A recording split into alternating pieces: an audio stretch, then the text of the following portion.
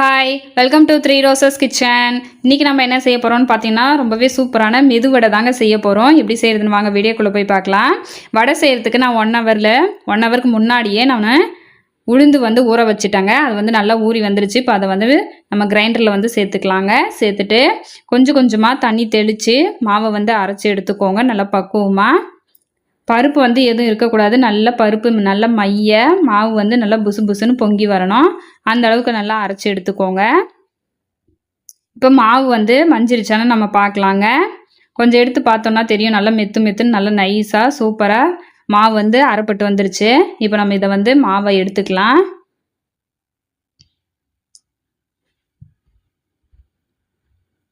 நல்ல மாவு உப்பி நல்லா நைஸாக அரைப்பட்டு வந்துருச்சுங்க.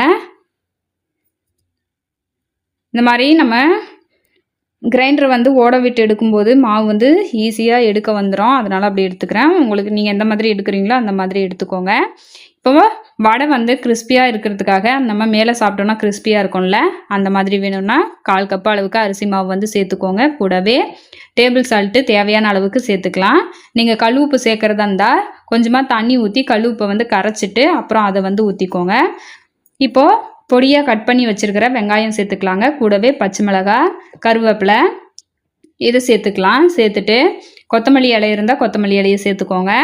மிளகு சேர்த்துக்கலாங்க. மிளகு முழுசாக சேர்க்காமல் இந்த மாதிரி நான் உரலில் போட்டு நல்லா நசுக்கி ஒன்றா மதியமாக சேர்த்துக்கோங்க. அப்போ தான் குழந்தைங்களெல்லாம் மிளகு கீழே போடாமல் அப்படியே சாப்பிடுவாங்க.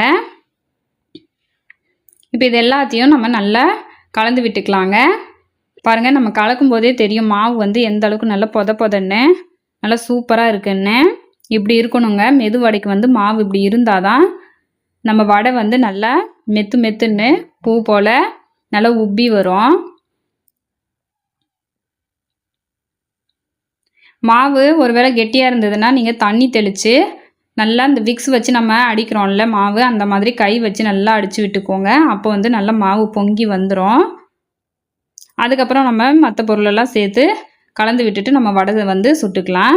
இப்போ பாருங்கள், ஸ்டவ்வில் நான் கடாயில் எண்ணெய் ஊற்றி வச்சுருக்கேன். எண்ணெய் சூடாயிடுச்சுங்க. இப்போ வடையை நம்ம சேர்த்துக்கலாம். கூடவே தண்ணி பக்கம் வச்சுக்கோங்க. கையை தண்ணியில் தொட்டுட்டு நம்ம கொஞ்சம் கொஞ்சமாக மாவு எடுத்து நம்ம வடையை சேர்த்துக்கலாம். சேர்த்துட்டு இப்போ ஒரு பக்கம் ஓரளவு கலர் வந்ததை இன்னொரு பக்கம் திருப்பி விட்டுக்கலாம்.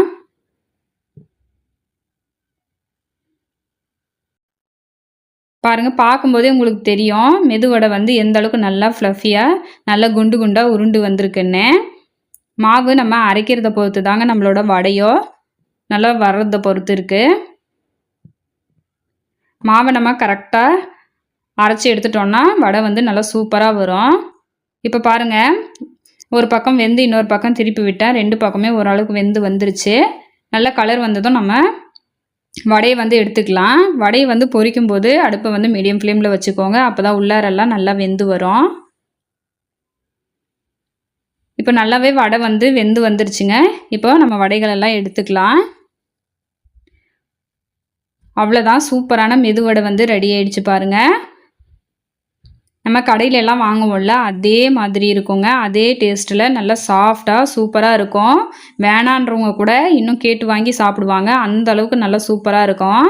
வடையை எடுத்து இப்போ நான் ஒன்று புட்டு காட்டுறேன் பாருங்கள். எந்த அளவுக்கு உள்ளாரெல்லாம் நல்லா வெந்து சாஃப்டாக சூப்பராக வந்திருக்குன்னு. இதே மாதிரி வடை உங்களுக்கு வேணும்னா நான் சொல்லிக்கிற இதே அளவுகளோடு இதே மாதிரி செஞ்சு பாருங்கள். ரொம்ப சூப்பராக வரும். ட்ரை பண்ணி பார்த்துட்டு உங்களோட கமெண்ட்டை சொல்லுங்கள். தேங்க்ஸ் ஃபார் வாட்சிங்.